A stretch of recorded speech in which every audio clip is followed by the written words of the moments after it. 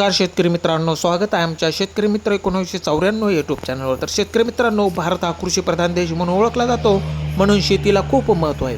म्हणून शेती हे शेतकऱ्याचे खूप महत्त्वाचे उत्पादनाचे साधन आहे।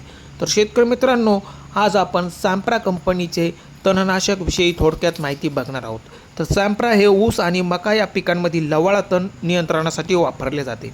तर ते एक प्रभावी तणनाशक आहे। तर ते लवाळीची वाढ रोखते आणि ऊस व मक्यासारख्या पिकांना निरोगी बनवते। ते पोषण तत्त्वे मिळवून देते आणि झाडांची वाढ सुधारवते। तणांच्या मुळांद्वारे किंवा पानांद्वारे शोषले जाते आणि झायलेम व फ्लोएममधून संपूर्ण झाडात पसरते। खास करून लवाळा गवताचा 100% मुळासकट नायनाट करते। तर शेतकरी मित्रांनो, तुम्ही बघू शकता, मी आपल्या चॅनलवर 8 दिवसापूर्वी ऊसाला सॅम्प्रा या तणनाशकाची फवारणी करताना व्हिडिओ अपलोड केलेला होता। तर तुम्ही डिस्क्रिप्शनमध्ये लिंक दिलेली आहे, तर तुम्ही व्हिडिओ बघू शकता।